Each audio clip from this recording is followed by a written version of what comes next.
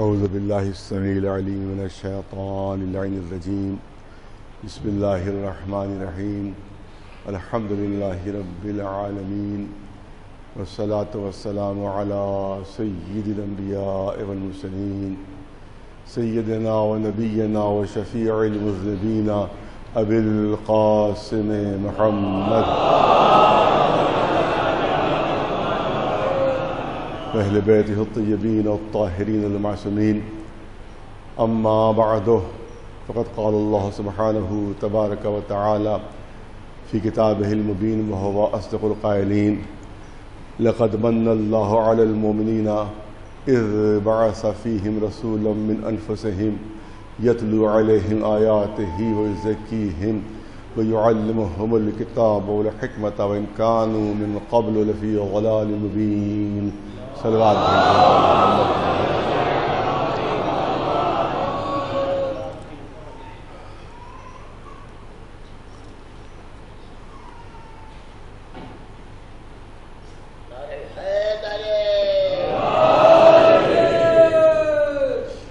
ایک مجلس کا اعلان ہے کہ 25 محرم کو شب میں 7:30 بجے مجلس منعقد ہوگی.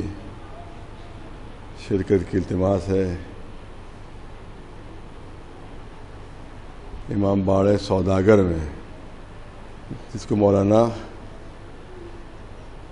حسنین صاحب حسنین نے لکھا ہے، حسنین صاحب بیان فرمائیں گے. ایک صلوات بھیج دیں محمد محمد.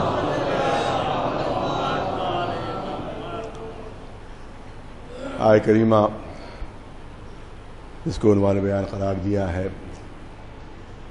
اس پہ اعلان ہو رہا ہے کہ لقد من اللہ علی المؤمنین، اللہ نے مومنین پر یہ احسان کیا ہے کہ انہی میں سے ایک رسول مبعوث کیا ہے، اور یہ رسول وہ ہے جو ان کے سامنے آیات الہیہ کی تلاوت کرتا ہے، ان کے نفسوں کو پاک کرتا ہے، ان کو کتاب و حکمت کی تعلیم دیتا ہے، حالانکہ اس سے قبل کھلی ہوئی گمراہی میں پڑے ہوئے تھے. آپ دیکھیں کہ قدرت نے یہ انتظام فرمایا کہ ابتدائی انسانیت سے لے کر انتہائی انسانیت تک انسانوں کی ہدایت کا اہتمام و انسلام فرمایا ہے. کوئی زمانہ ایسا نہیں گزرا کہ جب اللہ کی طرف سے کوئی ہادی، کوئی رہبر، کوئی رہنما موجود نہ ہو. آج ایک پہلو ہے اس سلسلے میں جو عرض کرنا ہے، بہت ہی غور طلب ہے. کبھی کبھی بچے اور جوان اس قسم کے سوال بھی کرتے ہیں، لہذا ان باتوں کا پہنچنا ضروری ہے، خاص طور سے بچوں اور جوانوں تک. سوال یہ ہوتا ہے کہ جب قدرت کو، جب اللہ کو اپنے احکام بندوں تک پہنچانا تھے، اپنے ارشادات بندوں تک پہنچانا تھے، تو اتنا طویل راستہ کیوں اختیار کیا کہ 1,24,000 انبیاء بھیجے؟ اس کے بعد امامت کا سلسلہ جو تا قیامت قائم رہے گا.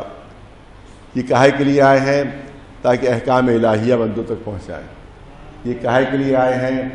کہ اللہ کے ارشادات بندوں تک پہنچائیں.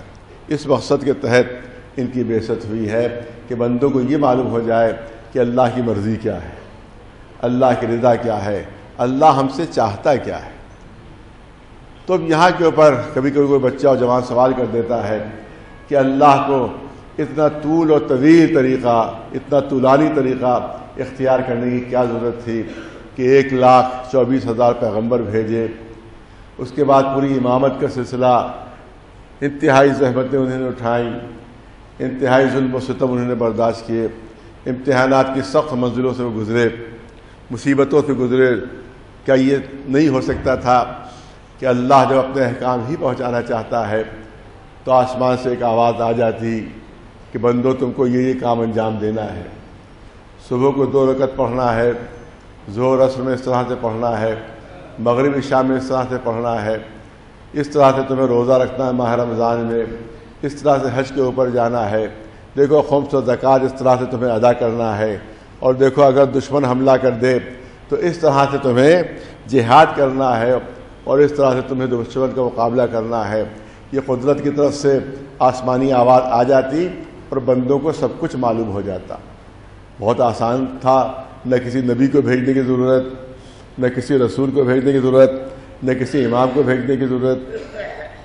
آسان طریقہ یہ تھا کہ آسمانی آواز کے ذریعے سے سارے احکام پہنچا دیے جاتے، سب معلوم ہو جاتا بندوں کو کہ کس طرح سے نماز پڑھنا ہے، کس طرح سے روزہ رکھنا ہے، کس طرح سے حج پر جانا ہے، کس طرح سے خمس و زکوٰۃ ادا کرنا ہے، کس طرح سے جہاد کرنا ہے، تمام احکام بندوں کو معلوم ہو جاتے۔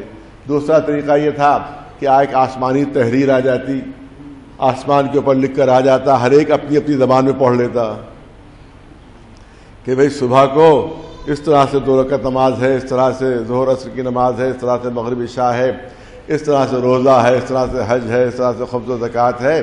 یہ تمام چیزیں جو ہیں وہ ایک آسمانی تحریر کے ذریعے سے لکھ کر سب آسمان پر آ جاتا۔ تو بڑا آسان طریقہ تھا، نہ کسی نبی کو زحمت اٹھانا پڑتی، نہ کسی امام کو زحمت اٹھانا پڑتی، نہ کسی پیغمبر کو مصیبتوں سے گزرنا پڑتا۔ آسان سا ایک طریقہ تھا جو قدرت اختیار کر لیتی۔ ہاں، بات بڑی آسانی سے کہہ دی گئی کہ یہ بڑا آسان طریقہ تھا، اس کے ذریعے سے احکام الہیہ پہنچ سکتے تھے، لیکن آپ کو معلوم ہے کہ انسان بڑا چالاک ہے، انسان بڑا چالاک و ہوشیار ہے۔ اگر اس طریقے سے اللہ کے احکام آ جاتے، کہ اس طریقے سے اللہ اس کے تمام ارشادات یا آسمانی آواز کے ذریعے سے یا آسمانی تحریر کے ذریعے سے سارے احکام آ جاتے، تو جب بندہ میدان حشر میں پہنچتا اور جب اللہ کی طرف سے سوال ہوتا کہ تم نے صبح کی نماز پڑھی کہ نہیں پڑھی، اور بندہ جواب دیتا کہ پالنے والے کبھی نہیں پڑھی، کبھی صبح کی نماز پڑھی ہی نہیں ہے میں نے۔ کہا کیوں؟ کیا وہ آواز نہیں سنی تھی کہ صبح کو 2 رکعت پڑھنا ہے؟ کہ آواز سنی بھی تھی۔ وہ تحریر نہیں پڑھی تھی کہ صبح کو 2 رکعت پڑھنا ہے؟ کیا پالنے والے وہ تحریر پڑھی بھی تھی؟ پھر کیوں نہیں پڑھی نماز؟ کیا پالنے والے ارے تجھے نیند کیا کبھی اونگ بھی نہیں آتی؟ تجھے کبھی اونگ بھی نہیں آتی؟ ہم تو بندے ہیں، ہم تو مٹی کے بنے ہوئے ہیں، ہم تو تھک جاتے ہیں، ہمیں تو زحمت ہوتی ہے، جب دن بھر محنت کرتے ہیں تو رات میں اتنی میٹھی میٹھی نیند آتی ہے ہمیں کہ صبح کو ہماری کبھی آنکھ کھلی ہی نہیں، لہذا ہم نے کبھی صبح کی نماز پڑھی نہیں۔ اچھا بھائی روزہ رکھا؟ کیا روزہ بھی کبھی نہیں رکھا؟ کیا وہ آواز سنی تھی؟ کیا نہیں آواز تو سن لی تھی۔ کیا وہ تحریر پڑھی تھی؟ کہاں وہ تحریر بھی پڑھ لی تھی۔ پھر روزہ کیوں نہ رکھا؟ پالنے والے تجھے نہ بھوک لگے نہ پیاس لگے؟ ارے ہم تو انسان ہیں، ہم تو بندے ہیں، ہم سے پوچھ کہ بھوک میں کتنی تکلیف ہوتی ہے، پیاس میں کتنی اذیت ہوتی ہے۔ ہم بھوک اور پیاس کی تکلیف برداشت نہ کر سکے، لہذا ہم نے کبھی روزہ رکھا ہی نہیں۔ حج پر گئے تھے؟ نہیں، حج پر بھی کبھی نہیں گئے۔ کیوں؟ کیا حکم الہی سنا نہیں؟ کیا سنا بھی تھا۔ پڑھا نہیں؟ کیا پڑھا بھی تھا۔ ارے پھر حج پر کیوں نہیں گئے؟ پالنے والے ہمارے پاس تو جسم و جسمانیت ہے، تیرے پاس نہ جسم ہے نہ جسمانیت ہے۔ کتنی سفر میں زحمتیں ہوتی ہیں، سفر میں کتنی تکلیف ہوتی ہے، لہذا ہم وہ زحمتیں برداشت نہیں کر سکے، لہذا ہم تو کبھی حج پر گئے ہی نہیں۔ اچھا دشمن نے حملہ کیا تھا، میدان جہاد میں گئے؟ کیا پالنے والے گئے تو تھے مگر بھاگ آئے، گئے تو تھے مگر پلٹ آئے۔ یہ کیوں ہوا؟ کہ پالنے والے ارے تیرے جسم موجود نہیں، جسمانیت موجود نہیں، تجھے کیا اندازہ کہ جب تیر پڑتا ہے تو کتنی تکلیف ہوتی ہے، جب نیزہ لگتا ہے تو کتنی اذیت ہوتی ہے، تلواروں سے کتنی تکلیفیں ہوتی ہیں۔ تجھے تو نہ جسم ہے نہ جسمانیت، تجھے کیا پتا کہ جسم کے اوپر زخم کھانے سے کتنی اذیت ہوتی ہے، لہذا ہم میدان میں گئے تو مگر قدم نہیں جم سکے۔ جب تیروں کی بارش ہوئی، جب تلواروں کی بارش ہوئی تو ہم وہاں سے بھاگ آئے۔ تو اس کا مطلب یہ بہت توجہ رہے کہ اگر صرف آسمانی آواز ہوتی، بہت سنجیدہ پہلو عرض کرنا چاہتا ہوں، اگر صرف آسمانی آواز ہوتی، اگر صرف آسمانی تحریر ہوتی تو بندے کے اوپر حجت تمام نہ ہوتی، بندے کو کہنے کا یہ حق حاصل ہوتا کہ پالنے والے صبح کی نماز اس لیے نہیں پڑھ سکے کہ دن بھر تھکے ہوئے ہوتے تھے، صبح کو آنکھ نہیں کھلتی تھی، روزہ اس لیے نہیں رکھ سکے کہ تجھ کو نہ بھوک لگے نہ پیاس لگے۔ ہمیں احساس ہوتا ہے کہ بھوک میں کتنی اذیت ہے، پیاس میں کتنی اذیت ہے، لہذا ہم کبھی روزہ نہیں رکھ سکے، حج پر نہیں جا سکے، کیونکہ تیرے پاس نہ جسم ہے نہ جسمانیت ہے۔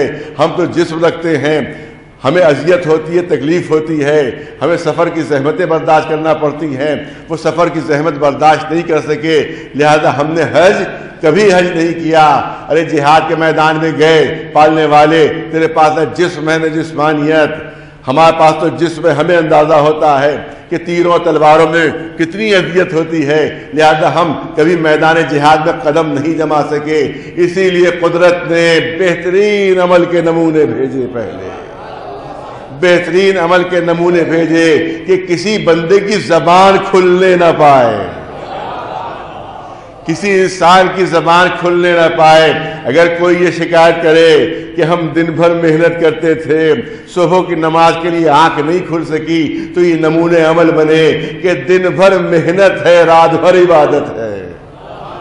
یہ نمونے عمل بن کر دکھا دیں کہ دن بھر محنت ہے، رات بھر عبادت ہے۔ اگر کوئی یہ شکایت کرے کہ ہم روزے کی تکلیف برداشت نہیں کر سکے کیونکہ پیاس بہت لگتی ہے، بھوک بہت لگتی ہے، تو یہ نمونے عمل بنے کہ روزے اس طرح سے رکھیں کہ پانی سے روزہ افطار کریں، تاکہ دنیا کو یہ بتایا جائے کہ بھوک اور پیاس کی زحمت کس طرح سے برداشت کی جاتی ہے۔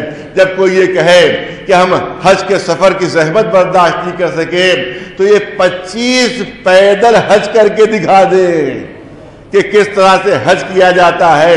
اگر کوئی کہے کہ میدان جہاد میں ہم قدم نہیں جما سکے، تو ہر میدان جہاد میں فتح کا پرچم نصب کر کے دکھا دے کہ دیکھو اللہ کی راہ میں جہاد اس طرح سے کیا جاتا ہے۔ ایک سلوات بھیج دیں اللہ۔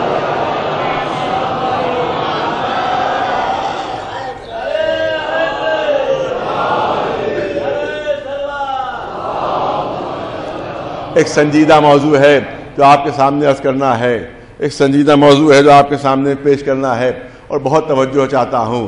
ایک صورت تو یہ ہو سکتی تھی کہ آسمان سے آواز آ جاتی اور سارے احکام معلوم ہو جاتے، دوسری صورت یہ تھی کہ آسمانی تحریر ہو جاتی اور سارے احکام معلوم ہو جاتے، اور تیسری صورت یہ تھی جبریہ طور پر بہت توجہ ہے۔ سب سے اہم پہلو یہی ہے جو عرض کرنا چاہتا ہوں کہ جبریہ طور پر سب اللہ کو سجدہ کرنے والے بن جاتے ہیں، جبریہ طور پر اللہ کو ماننے والے بن جاتے ہیں۔ ارے کس کی جرأت تھی؟ اگر اللہ چاہتا تو کون تھا جو اللہ کے وجود سے انکار کر سکتا تھا؟ کون تھا جو اللہ کے احکام سے انکار کر سکتا تھا؟ اگر وہ جبریہ چاہتا تو سب مسلمان پیدا ہوتے، کسی کی جرأت نہ ہوتی کہ وہ نماز نہ پڑھ سکے، کسی کی جرأت نہ ہوتی کہ وہ روزہ نہ رکھ سکے، کسی کی جرأت نہ ہوتی کہ وہ احکام اسلامی کی پابندی نہ کر سکے۔ ادھر ایک نماز قضا ہوئی، ادھر ایک تھپڑ غیبی پڑا۔ بہت سنجیدہ چیز ہے پیش کرنا چاہ رہا ہوں۔ ادھر ایک غیبی تھپڑ پڑا، نماز قضا کی تو ایک تھپڑ پڑتا ہے تمہارے، ملک معین کر دیا گیا اللہ کی طرف سے کہ ایک تھپڑ مارنا، جب یہ نماز قضا کرے تو 2-3 تھپڑ تو کھا لے گا، پھر کوئی نماز قضا نہیں ہوگی اس سے، پھر کوئی نماز قضا نہیں ہوگی۔ دیکھو اگر روزہ نہیں رکھا تو یہی تم کو یہ سزا مل جائے گی، اگر حج پر نہیں گئے تو یہ سزا مل جائے گی۔ کہا جاتا ہے، بہت توجہ رہے، میں نے کہا سنجیدہ پہلو ہے اور بہت سنجیدہ پہلو جو پیش کرنا چاہتا ہوں۔ کہا جاتا ہے کہ رات کے بہت تھکے ہوئے ہوتے ہیں، بہت گہری نیند آتی ہے، لہذا صبح کو آنکھ نہیں کھلتی۔ اگر ملک الموت کو معین کر دیا جاتا کہ دیکھو اگر حکم اسلامی سے سرتابی کی تو فوراً ٹیٹوا دبا دینا، بہت توجہ رہے، فوراً ٹیٹوا دبا دینا، تو مجھے اتنا بتا دیجئے کہ رات کتنے ہی تھکے ہوئے کیوں نہ ہوں، کتنے ہی تھکے ہوئے کیوں نہ ہوں، لیکن اگر ہلکا سا کھٹکا ہو جائے اور یہ اندازہ ہو جائے کہ کہیں کوئی چور تو گھر میں نہیں آ گیا ہے، تو کیسی نیند، کیسی تھکن، پوری رات کروٹیں بدلتے گزرے گی، نہ نیند کا احساس ہوگا نہ تھکن کا احساس ہوگا۔ تو جب چور کا کھٹکا ہو جائے تو انسان کی نیند اور تھکن غائب ہو جاتی ہے، تو اگر ملک الموت کا کھٹکا ہو تو کیسی نیند اور کیسی تھکن، رات بھر نماز ہی پڑھتا رہے گا۔ ایک صلوات بھیج دے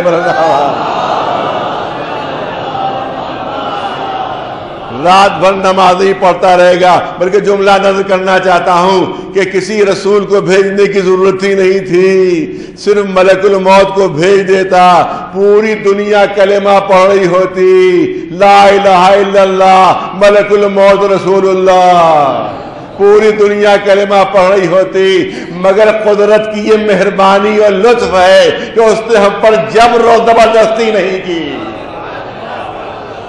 اگر مانو تو اپنے اختیار سے مانو، ہم تم پر جبر نہیں کریں گے، زبردستی نہیں کریں گے۔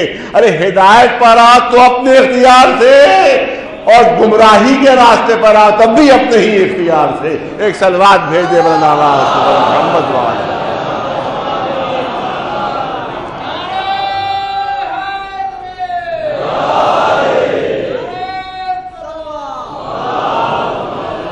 حالانکہ مسلمانوں میں سنجیدہ موضوع ہے، پڑھے لکھے حضرات کے لیے ہے۔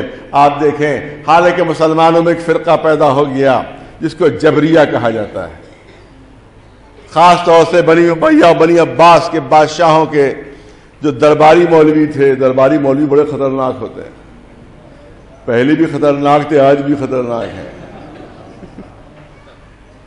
میں عرض کروں گا کچھ ان کے بارے میں بھی جو درباری مولویوں کا خطرہ ہوتا ہے، بڑے خطرناک تھے درباری مولوی۔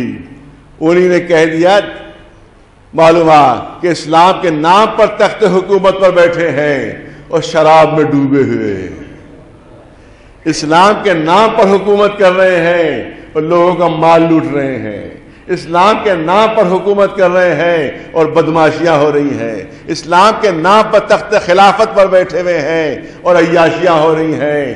جب عوام نے، پبلک نے احتجاج کیا، ارے بھائی یہ کیسے خلیفہ ہیں، یہ کیسے رسول کے جانشین ہیں، یہ کیسے نائب رسول ہیں؟ بنی امیہ اور بنی عباس کی تاریخ پڑھیے کہ جب یہ شراب کے حوض میں ڈبکی لگاتے تھے تو جب ڈبکی لگا کر نکلتے تھے تو حوض خالی ہوتا تھا، اتنی پی جاتے تھے، مگر نائب رسول، خلیفہ رسول، جانشین رسول، عوام احتجاج کرتی ہے کہ صاحب یہ کیسے ہے رسول کے نائب، یہ کیسے رسول کے جانشین کہ جو اس طرح سے عیاشیاں کر رہے ہیں، بدماشیاں کر رہے ہیں، اس طرح سے یہ خلاف اسلام حرکتیں کر رہے ہیں۔ تو اس وقت درباری علماء نے نظریہ جبر پیش کیا، بہت توجہ، نظریہ جبر پیش کیا کہ بندہ ہر کام میں مجبور ہوا کرتا ہے، ہر کام میں مجبور ہوا کرتا ہے، جو اللہ کرواتا ہے وہ بندہ کرتا ہے،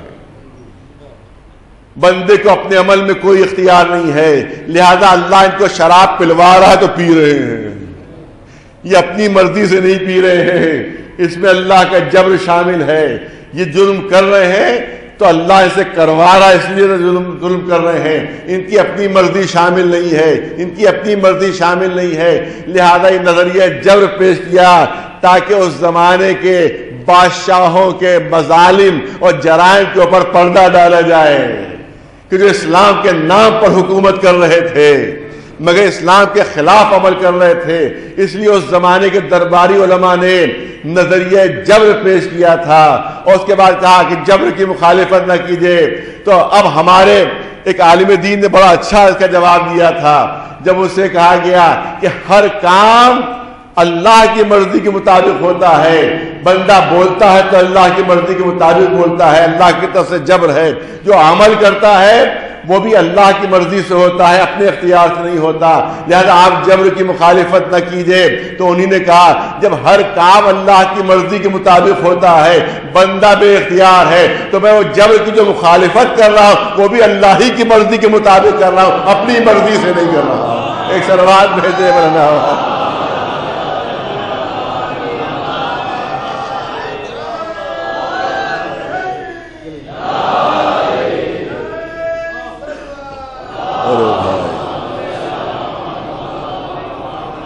بہرحال یہ اعلان ہے، اس میں یہ ہے کہ کیونکہ ذرا سا مجمع آہستہ آہستہ آتا ہے اور شروع میں اگر اعلان ہوتا ہے تو مجمع اتنا نہیں ہوتا ہے، تو لہذا اس لیے درمیان مجلس میں فرمائش ہے اور ہونا بھی چاہیے یہ بہرحال کہ امام زمانہ علیہ السلام کا جو فنڈ ہے اس کے سلسلے میں آپ حضرات تعاون فرمائیں تاکہ اس کے لیے زیادہ سے زیادہ قوم کی اس پہ خدمت ہو سکے. اور ایک مجلس کا بھی اعلان درمیان مجلس کہ بڑے امام باڑے میں حسین آصفی میں نماز ظہرین، اس کے بعد مجلس عزاب جس کو جناب حجت الاسلام والمسلمین جناب مولانا محمد میاں عابدی صاحب قبلہ اس کو خطاب فرما رہے ہیں، ان مجلسوں میں شرکت بے انتہا ضروری ہے. اگر حکومت کی سازش کو ناکام کرنا ہے، اگر ایڈمنسٹریشن کی سازش کو ناکام کرنا ہے، اگر جو ایڈمنسٹریشن کے چمچے چاہے وہ رائل فیملی ہو چاہے وہ مولوی ہو، ان کی سازشوں کو اگر ناکام کرنا ہے تو اس مجلسوں میں آپ کو زیادہ سے زیادہ شرکت کرنا ہوگی اور بڑے امام باڑے میں خود بھی زیادہ سے زیادہ مجلسیں برپا کروانا ہوگی، کیونکہ ذرا سا الگ پڑ جاتا ہے وہ امام باڑہ، الگ پڑ جاتا ہے. لہٰذا چھوٹے امام باڑے میں تو بے شمار مجلسیں ہوتی ہیں لیکن بڑے امام باڑے میں مجلسیں نہیں ہو پاتی، جس کی وجہ سے وہاں حکومت جو ہے وہ ناجائز فائدہ اٹھا رہی ہے اور ایڈمنسٹریشن اس کو اپنی باپ کی جائیداد سمجھ رہا ہے وہاں کے اوپر. لہذا وہاں منع کر دیا جاتا، کوئی بینر نہیں لگے گا، کوئی پوسٹر مجلس کا نہیں لگے گا.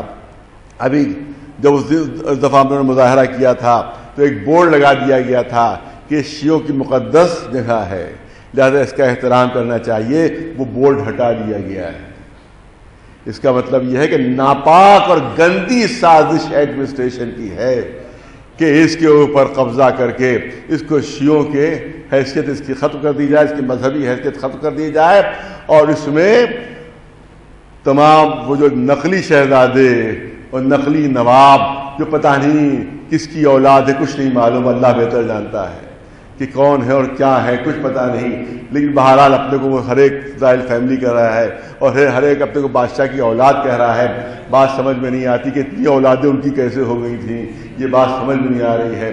لہذا بہرحال لیکن یہ کہ اگر وہ واقعی اولاد ہوتے تو باپ کی جائیداد کے لیے کبھی تو غیرت آتی انہیں، باپ دادا کی جائیداد کے لیے کبھی تو غیرت آتی ان کو. لیکن میں نے یہ جملہ عرض کیا تھا، جملہ پھر دہرانا چاہتا ہوں کہ شاہی ٹکڑوں میں ان کو اتنا مزہ نہیں ملتا، شاہی ٹکڑوں میں اتنا مزہ نہیں ملتا جتنا ایڈمنسٹریشن کے تلوے چاٹنے میں ان کو مزہ ملتا ہے. ایک صلوات بھیجتے ہیں پر محمد.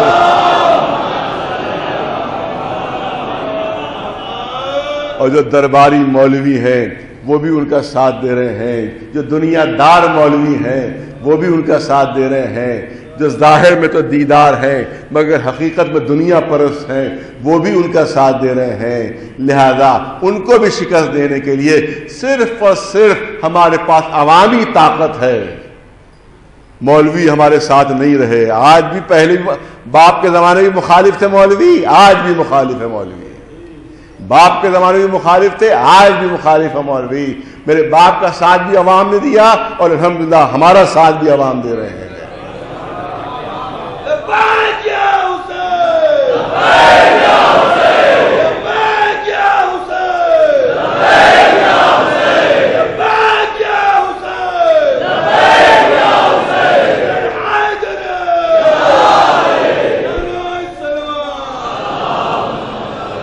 لہذا اس سازش کو اگر ناکام بنانا ہے تو پبلک کو سیسا پلا ہوئی دیوار بننا ہوگا. پبلک کی طاقت کے سامنے کوئی نہیں رک پاتا، پبلک کی طاقت کے سامنے کوئی ٹھہر نہیں پاتا. یہ پبلک ہے جو انقلاب لے کر آتی ہے، یہی پبلک ہے کہ جو بڑی بڑی حکومتوں کے تختے پلٹ دیا کرتی ہے. لہذا اگر آپ سیسا پلا ہوئی دیوار بن گئے تو نہ کسی مولوی کی خوشامد کام آئے گی، نہ کسی رائل فیملی کے تلوے چاٹنا کام آئے گا، نہ کسی ایڈمنسٹریشن کی سازش کام آئے گی، نہ کسی حکومت کی کوئی سازش کام آئے گی. انشاءاللہ کامیابی آپ کے ہاتھ، کیونکہ اگر آپ میدان میں آئیں گے تبھی امام کی مدد ہوگی. گھر میں بیٹھے بیٹھے مدد نہیں ہوتی، گھر میں بیٹھے بیٹھے مدد نہیں ہوتی، چارپائی کے باندھ توڑنے سے مدد نہیں ہوتی. گھر سے جب باہر نکلتا ہے، جب میدان عمل میں آتا ہے تب اللہ کی مدد بھی ہوتی ہے، مولا کی مدد بھی ہوتی ہے.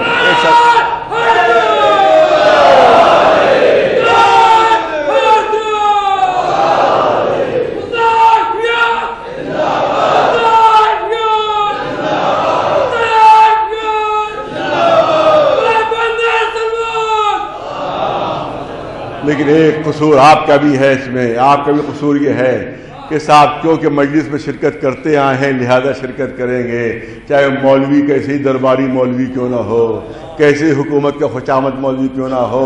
میں نے عرض کیا تھا کہ ایک مولوی نے آپ ہاتھ چومتے ہیں، ایک مولوی نے مجلس پڑھی جس میں یہ اعلان کیا کہ جب امام زمانہ تشریف لائیں گے تو 70,000 مولویوں کا قتل کریں گے، 70,000 مولویوں کا قتل کریں گے۔ جب وہ مولانا منبر سے اترے تو ایک مرد مومن آگے بڑھے اور جا کر ان کے گلے کا بوسہ لیا، مولانا نے گھبرا کر کہا یہ میرے گلے کا بوسہ کیوں لے رہے ہو؟ کہا اس جگہ کا بوسہ لے رہا ہوں جہاں امام کی مقدس تلوار لگے گی۔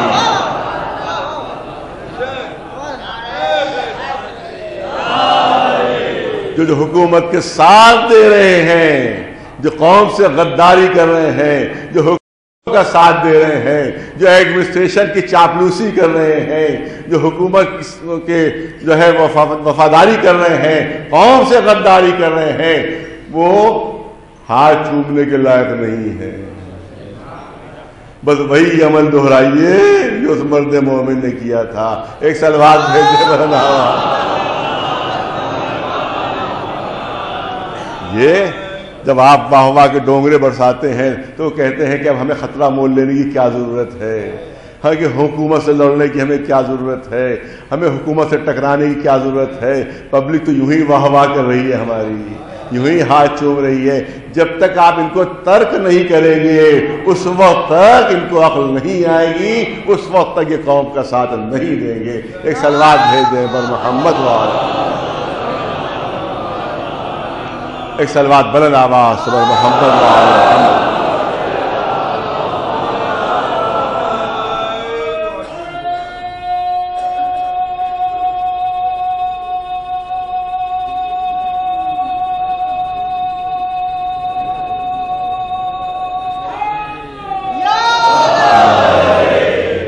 درباری مولوی میں نے کہا بڑے خطرناک ہوتے ہیں، یہ عوام کو بہکانے میں ماہر ہوتے ہیں۔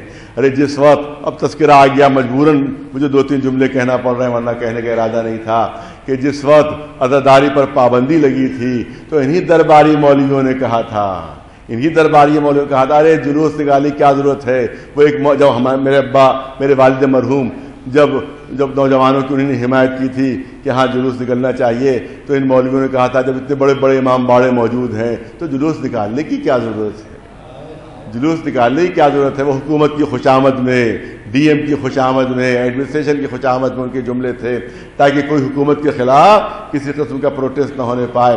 آج بھی ویسے ہی درباری مولوی موجود ہیں جو کہتے ہیں کالے جھنڈے لگانے کی کیا ضرورت ہے، جب مجلس ہو ہی رہی تو ہونے دو۔ یہ وہی درباری مولوی ہے کہ کہیں ڈی ایم ناراض نہ ہو جائے، کہیں ایس ایس پی ناراض نہ ہو جائے، کہیں حکومت ناراض نہ ہو جائے، تو جب تک آپ کی طرف سے ان کے خلاف کوئی اقدام نہیں ہوگا اس وقت تک ان کو عقل نہیں آئے گی، اس وقت تک یہ اپنے اس حرکت کو نہیں چھوڑیں گے۔ صلوات بھیج دیں بر محمد وعلیہ۔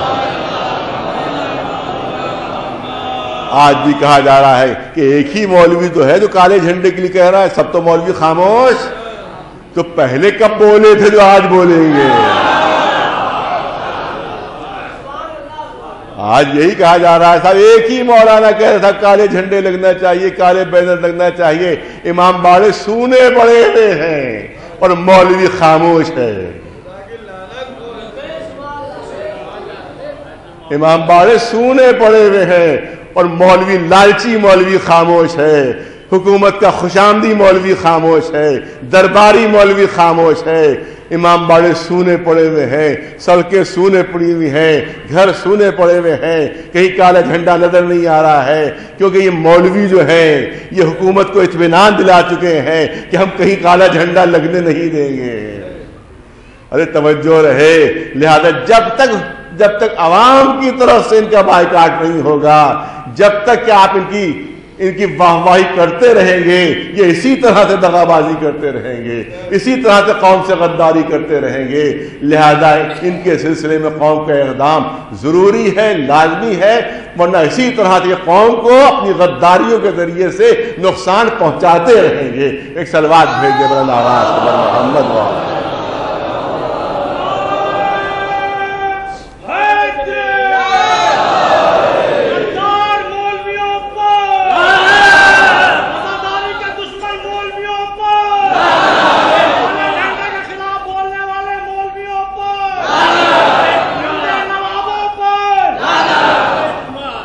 ایک صلوات بھیج دے بر محمد و آل محمد. بس ظاہر ہے کہ زیادہ موقع نہیں رہتا. تو یہ درباری مولوی کہ جی نے یہ نظریہ پھیلایا کہ جبر جو ہے وہ اللہ کی طرف سے ہے، لہذا اگر یہ ظلم کر رہے ہیں تو یہ تو مجبور ہیں، اللہ اس سے ظلم کروا رہا ہے تو ظلم کر رہے ہیں. یہ اگر شراب پی رہے ہیں تو مجبور ہیں، اللہ ان کو شراب پلوا رہا ہے تو لہذا پی رہے ہیں. یہ اگر دین کے خلاف کام کر رہے ہیں تو مجبور ہیں، اللہ کروا رہا ہے تو یہ کر رہے ہیں. نہیں توجہ ہے. میں نے کہا کہ اب آج بھی ذکر تو 2-4 جملے سن لیجئے کہ جب لوگوں نے یہاں تک کہ درباری مولویوں نے فتویٰ دیا تھا کہ آپ کا نامہ اعمال بند ہے، لہذا جو دل چاہے کیجئے. درباری علماء بنی امیہ بنی عباس کے کہ آپ کا نام اعمال بند ہے، جو بھی کریں گے آپ وہ اللہ لکھ نہیں رہا ہے، وہ اللہ لکھ نہیں رہا ہے، لہذا جو دل چاہے کیجئے. اس پر بھی جب عوام نے احتجاج کیا کہ اتنی اجازت تو رسول کو بھی نہیں تھی. ارے توجہ رہے، یہ اجازت تو رسول کی بھی نہیں تھی. رسول کو بھی اجازت نہیں تھی کہ جو دل چاہے کرے. ان پر بھی پابندی تھی، ان پر نماز کی پابندی تھی، بلکہ ان پر پابندی زیادہ تھی. ہم پر صرف 5 وقتہ نماز واجب، ان پر نماز شب بھی واجب تھی. ان پر نماز شب بھی واجب تھی، ہماری نماز شب واجب نہیں، مگر رسول اللہ پر نماز شب بھی واجب تھی. تو ان پر تو سختیاں زیادہ تھیں، شریعت کی پابندیاں زیادہ تھیں. تو آپ تو ان کے نائب ہیں، آپ پر بھی یہ پابندیاں ہونا چاہیے. تو پھر پہلو نکالا مولویوں نے. درباری مولوی بڑا چالاک ہوتا ہے، درباری مولوی بڑا ہوشیار ہوا کرتا ہے. پہلو نکالا. اب سنیے پہلو، اور وہ پہلو سنیے. کہا کہ آپ رسول سے بلند ہیں. ارے توجہ رہے. یہ ہے درباری مولوی. آج بھی یہی خطرناک قسم کے لوگ موجود ہیں جو اس زمانے میں موجود تھے کہ آپ رسول سے بلند ہیں، آپ کا مرتبہ رسول سے بلند ہے. کیسے بلند؟ کہا وہ اللہ کے نمائندے تھے اور آپ ذل اللہ ہیں، آپ اللہ کا سایہ ہیں، آپ اللہ کا سایہ ہیں. وہ نمائندے تھے، آپ سایہ ہیں اللہ کا، لیکن آپ کا مرتبہ رسول سے بلند ہے. لہذا رسول پر شریعت کی پابندی تھی، آپ پر شریعت کی کوئی پابندی نہیں. ایک صلوات بھیج دے بلند آواز سے بر محمد والے.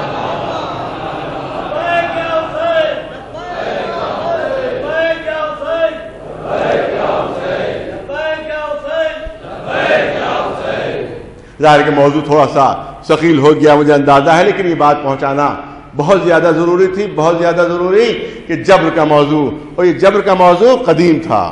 مولا کائنات علی ابن ابی طالب علیہ السلام کے زمانے میں بھی اس پر گفتگو اور بحث ہوتی تھی. لوگوں میں یہ مسئلہ بنا ہوا تھا کہ بندہ مجبور ہے کہ مختار ہے، مجبور ہے کہ مختار ہے. بس ایک واقعہ آپ کے سامنے پیش کر دوں. وہ واقعہ اس طرح سے ہے کہ مولا کائنات علی ابن ابی طالب علیہ السلام کھیت میں کام کر رہے ہیں. ایک شخص ادھر سے گزرا، مولا علی کو دیکھا کھیت میں کام کر رہے ہیں. قریب پہنچ گیا. یا علی، ایک مسئلہ بہت الجھا ہوا ہے، بہت لوگوں سے پوچھ چکا ہوں، بہت لوگوں سے دریافت کر چکا ہوں، لیکن مسئلہ حل نہیں ہو پا رہا ہے. کہ وہ مسئلہ کیا ہے؟ کہ یہ بتائیے کہ بندہ اپنے عمل میں مجبور ہوتا ہے یا اللہ سے پورا اختیار دے کر اسے بھیجا جاتا ہے؟ اپنے عمل میں مجبور ہے یا اللہ سے پورا اختیار اس کو مل جاتا ہے؟ تو مولا علی نے فرمایا کہ تفصیلی جواب چاہتے ہو یا مختصر جواب؟ توجہ رہے. تفصیلی جواب چاہتے ہو یا مختصر جواب؟ اس شخص نے جواب دیا کہ یا علی، راستے سے گزر رہا تھا، آپ پر نظر پڑ گئی تو میں رک گیا، لہذا اس وقت مختصر جواب دے دیجئے، تفصیلی جواب بعد میں معلوم کر لوں گا. کہ اچھا مختصر جواب چاہیے ہے تو میرے سامنے آ کر کھڑے ہو جاؤ. وہ شخص سامنے آ کر کھڑا ہو گیا. دیکھیے کتنا مشکل مسئلہ کہ جس کے اوپر علماء برسوں بحث کرتے رہے ہیں، مولا نے 1 سیکنڈ میں حل کر دیا. مولا نے اس مسئلے کو 1 سیکنڈ میں حل فرما دیا. ارے سامنے آ کر کھڑے ہو جاؤ. وہ سامنے آ کر کھڑا ہوتا ہے کہ اپنا 1 پیر بلند کرو. اس نے اپنا 1 پیر بلند کیا کہ اب دوسرا پیر بلند کرو. اب دوسرا پیر بلند کرو. اب وہ اچک اچک کے چاہتا ہے کہ دوسرا پیر بلند کرے مگر دوسرا پیر بلند نہیں ہو پا رہا ہے. کہا یا علی ایک پیر تو اپنی مرضی سے ہوا میں بلند کر سکتا ہوں مگر دوسرا پیر اپنے اختیار سے میں فضا میں بلند نہیں کر سکتا. کیا بس یہی انسانی زندگی ہے اور یہی مسئلے کا حل ہے کہ جس طرح سے ایک پیر تم اپنی مرضی و اختیار سے فضا میں بلند کر سکتے ہو دوسرا پیر اپنی مرضی اور اختیار سے فضا میں بلند نہیں کر سکتے.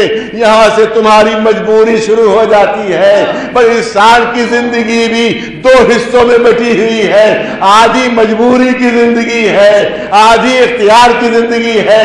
نہ دنیا میں اپنی مرضی سے آ سکتا ہے نہ دنیا سے اپنی مرضی سے جا سکتا ہے لیکن آنے اور جانے کے درمیان جو زندگی ہے وہ اختیار کی زندگی ہے. وہ اختیار کی زندگی ہے کہ جس طرح سے ایک پیر تم اپنی مرضی سے فضا میں بلند کر سکتے ہو مگر دوسرا پیر اپنی مرضی اور اختیار سے فضا میں بلند نہیں کر سکتے. یہاں سے تمہاری مجبوری شروع ہو جاتی ہے.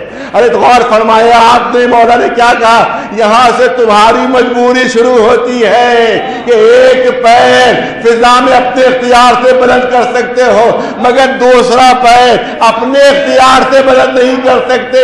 یہاں سے تمہاری مجبوری شروع ہوتی ہے. یہ نہیں فرمایا کہ ہماری مجبوری یہ کہا کہ تمہاری مجبوری. ہماری اس لیے نہیں کہا کہ دنیا میدان خیبر میں دیکھ چکی ہے کہ علی کے دونوں پیر فضا میں بلند ہے اور ہاتھوں پر در خیبر ہے.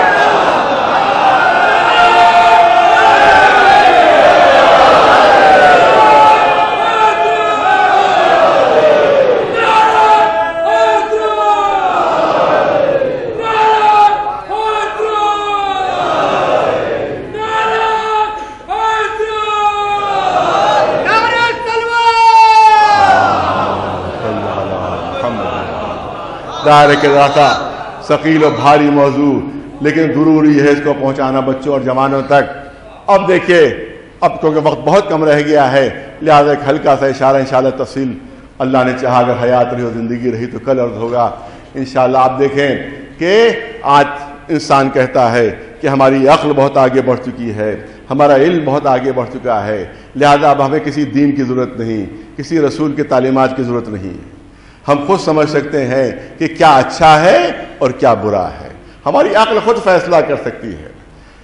آپ یاد رکھیں کہ لاکھ عقل ترقی کر گئی ہو مگر ہمیشہ تا قیام قیامت رسول کی تعلیمات کی ضرورت رہے گی.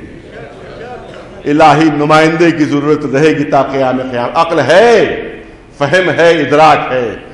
بہت نازک و لطیف پہلو جو کرنا چاہتا ہوں لیکن بہت سمجھدار مجمع ہے. میں پہلے کہا کرتا تھا کہ لکھنؤ کو سمجھدار مجمع تو ایک صاحب نے اعتراض کیا خالی لکھنؤ کے نہیں ہوتے ہیں. یہ آپ کیوں کہتے ہیں لکھنؤ کو سمجھدار مجمع کہ ہم بیوقوف ہیں. ایک سلوات کہتے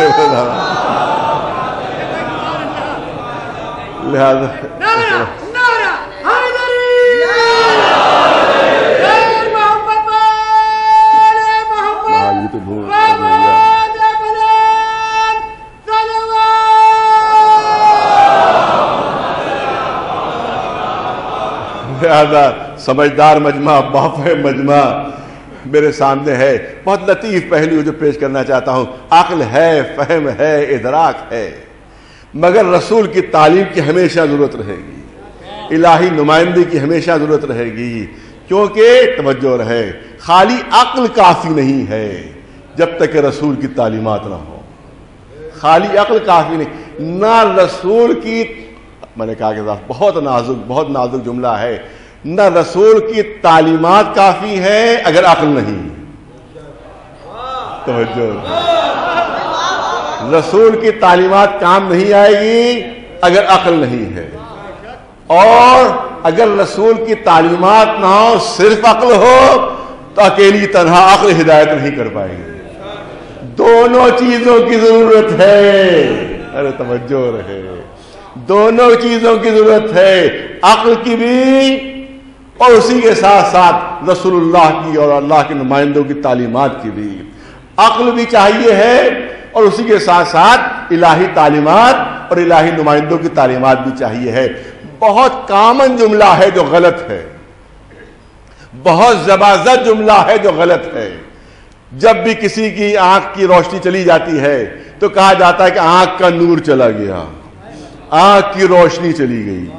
یہ جملہ صحیح نہیں ہے، یہ جملہ صحیح نہیں. عام طور سے یہی کہا جاتا ہے. ادھر کسی ماہر فن ڈاکٹر نے آپریشن کیا، دکھائی دینے لگا کہ روشنی واپس آ گئی، نور واپس آ گیا. بہت توجہ چاہوں گا آپ یاد رکھیں میرے جملوں کو کہ نہ آنکھ میں نور ہوتا ہے نہ آنکھ میں روشنی ہوتی ہے. عجیب جملے ہیں، عجیب جملے ہیں. نہ آنکھ میں نور ہوتا ہے نہ آنکھ میں روشنی ہوتی ہے. ارے یہ کیا؟ یہی تو آپ سنتے رہتے ہیں کہ آنکھ کا نور چلا گیا، بیچارے کو اب دکھائی نہیں دے رہا ہے. آنکھ کی روشنی چلی گئی، دکھائی نہیں دے رہا ہے. یہی تو محاورہ ہے، یہی روز ہم بولا کرتے ہیں. آپریشن کامیاب ہو گیا، روشنی آ گئی آنکھوں میں، نور آ گئی آنکھوں میں. لیکن حقیقت یہ ہے کہ نہ آنکھ میں نور ہوتا ہے نہ آنکھ میں روشنی ہوتی ہے. اگر آنکھ میں اپنی ذاتی روشنی ہوتی، اگر آنکھ میں اپنا ذاتی نور ہوتا تو پھر اندھیرے میں ٹارچ کی ضرورت نہ پڑتی. بہت توجہ رہے. پھر اندھیرے میں شمع کی ضرورت نہ ہوتی، پھر اندھیرے میں چراغ کی ضرورت نہ ہوتی. جب آنکھ میں نور ہے تو اب چراغ کیوں جلا رہے ہو؟ ارے توجہ رہے. جب آنکھ میں نور ہے تو شمع کیوں جلا رہے ہو؟ جب آنکھ میں نور ہے تو بلب کیوں روشن کر رہے ہو؟ جب آنکھ میں نور ہے تو راستہ ڈھونڈنے کے لیے ٹارچ کیوں ڈھونڈ رہے ہو؟ ارے آنکھ میں روشنی ہے، خود ہی راستہ دیکھ لو. آنکھ میں نور ہے، اسی کے ذریعے سے راستہ ڈھونڈ لو.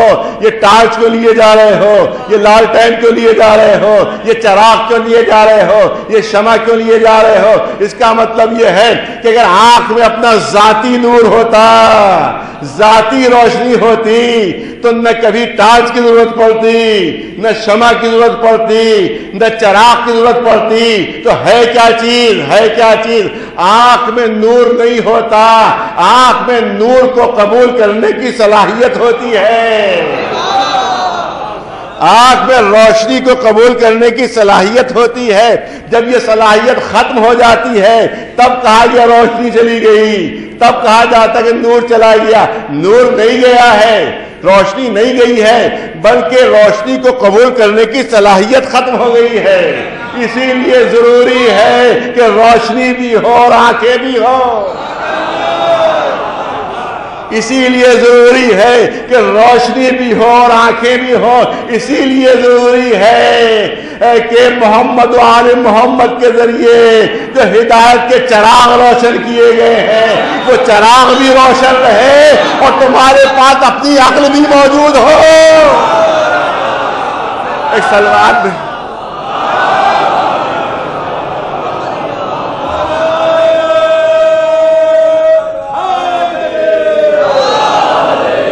تمہارے پاس اپنی عقل بھی موجود ہو.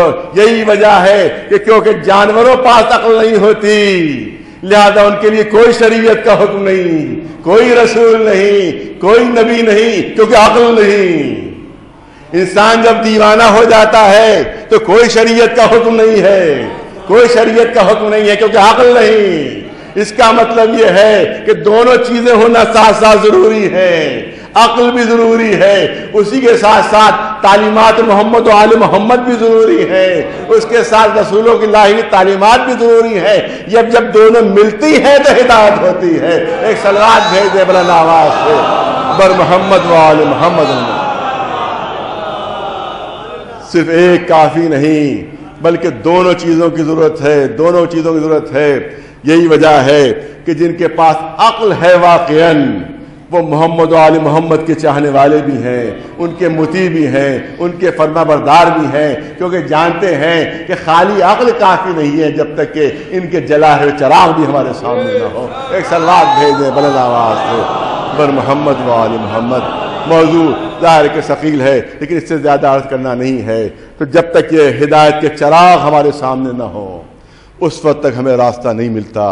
اسی لیے امام حسین علیہ السلام کے لیے رسول اللہ نے ارشاد فرمایا کہ ان الحسین مصباح الہدی، حسین وہ ہے جو ہدایت کا چراغ ہے، وہ سفینۃ النجات، اور نجات کا سفینہ ہے حسین۔ یہی وہ حسین ہے کہ آج تک انسانیت کے لیے اس کی روشنی جل رہی ہے اور انسانیت کو ہدایت ہو رہی ہے۔ یہی وہ حسین ہے کہ سفینہ نجات صرف مسلمانوں کے لیے نہیں بلکہ خود اسلام کے لیے، یہ حسین سفینہ نجات ہے۔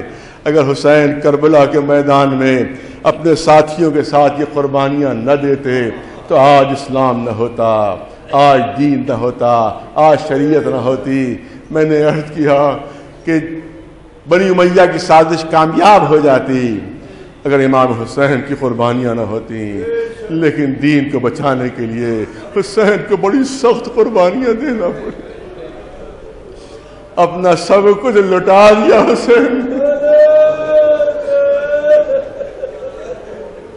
قرآن مجید نے اعلان کیا کہ دیکھو اللہ کی راہ میں کچھ دے دیا کرو، اللہ کی راہ میں کچھ دے دیا کرو۔ تو قرآن کی طرف سے صرف اتنا ہی مطالبہ ہے کہ کچھ دے دیا کرو اللہ کی راہ میں، لیکن جب حسین نے اللہ کی راہ میں دیا تو سب کچھ دے دیا، اپنے دامن میں کچھ نہیں رکھا، کربلا کے میدان میں سب کچھ لٹا دیا۔ میں نے کل عرض کیا تھا کہ جو ان کے دامن سے وابستہ ہو جاتا ہے وہ بھی طیب و طاہر ہو جاتا ہے، وہ بھی پاک و پاکیزہ ہو جاتا ہے۔ اور آئیے ایک مثال دیں آپ کے سامنے۔ والد مرحوم کبھی کبھی یہ مصائب پڑھا کرتے تھے، میں چاہتا ہوں بہت دنوں سے یہ میں نے مصائب نہیں پڑھے ہیں غفران آپ کی مجلسوں میں، لہٰذا میں چاہتا ہوں کہ آج یہ مصائب آپ کے سامنے پڑھوں۔ روایتیں کہتی، بعض روایتوں میں موجود ہے کہ ایک چھوٹا سا قافلہ اس وقت آ کر شامل ہوا تھا کہ امام حسین کربلا کے میدان میں چاروں طرف سے دشمنوں سے گھرے ہوئے۔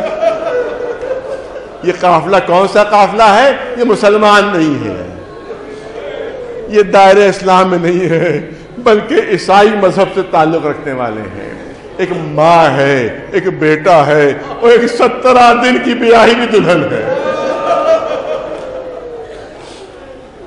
ایک ماں، بیٹا اور 17 دن کی بیاہی بھی دلہن ہے۔ ماں ادھر سے گزر رہی تھی یا کربلا سے گزرتا ہے راستہ، دیکھا کوئی مظلوم ہے جو فریاد کر رہا ہے، کوئی بےکس ہے جو فریاد کر رہا ہے، امام الناصر، کوئی ہے جو میری مدد کرے، کوئی ہے جو میری مدد کرے۔ ماں نے کہا اے بیٹے جا کر دیکھو تو یہ کون مظلوم ہے کہ جو چاروں طرف سے دشمنوں میں گھرا ہوا اکیلا مدد کے لیے پکار رہا ہے۔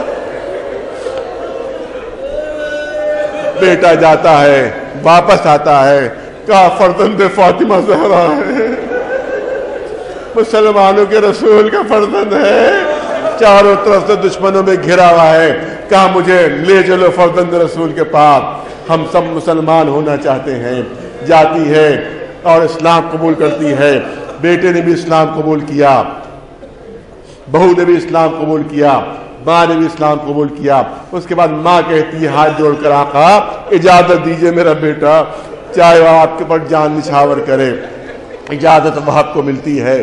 جیسے وہب نے روایت کہتی ہے کہ جب وہب اجازت، عجیب چیز ہے، جب وہب اجازت لینے آئے تو بہت لوگ اجازت لینے آئے تھے، جناب جتنے بھی اصحاب تھے سب نے اجازت لی تھی، لیکن اصحاب کے سلسلے میں یہ روایت موجود ہے کہ جب وہب اجازت لینے آئے تو حسین گلے لگا کر روئے۔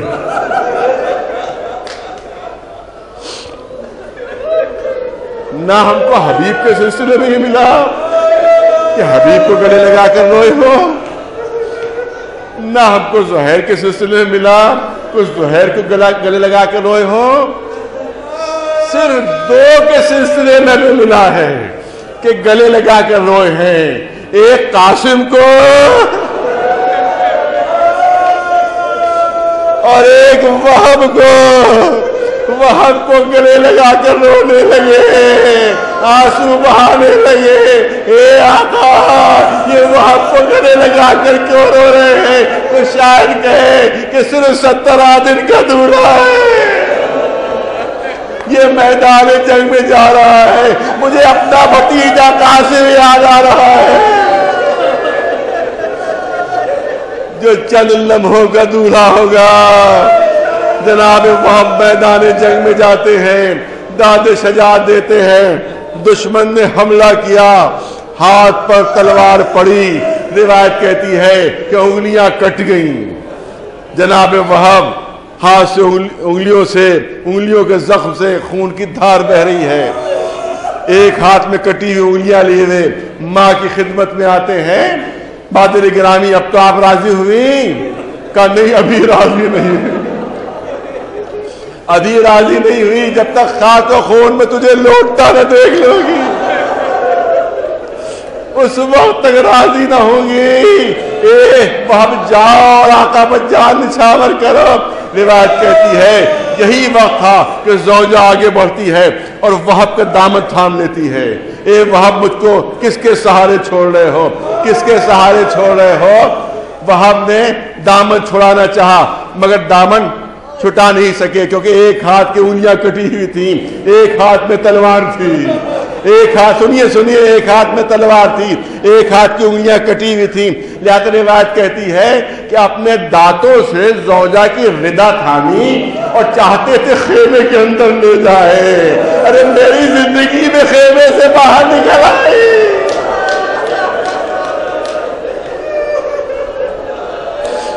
میری زندگی میں خیمے سے باہر نکل آئی، لیکن زوجہ نے زور کیا تو دانتوں سے ابا چھوٹ گئی۔ اب روایت کہتی ہے وہب نے رخ کیا آقا حسین کی طرف، اے آقا آپ پردے کے رکھوالے ہیں، آپ اس کو حکم دیجئے کہ یہ خیمے کے اندر چلی جائے، میری غیرت گوارا نہیں کرنی۔ اے وہب تمہاری غیرت گوارا نہیں کر رہی ہے کہ چادر پہنے ہوئے تمہاری زوجہ خیمے سے باہر آ جائے۔ ذرا امام زین العابدین کے دل سے پوچھا کہ جب بیویوں کو بے پردہ بازاروں میں دیکھا ہوگا۔ بس اداروں 2 جملوں کی زحمت ہے۔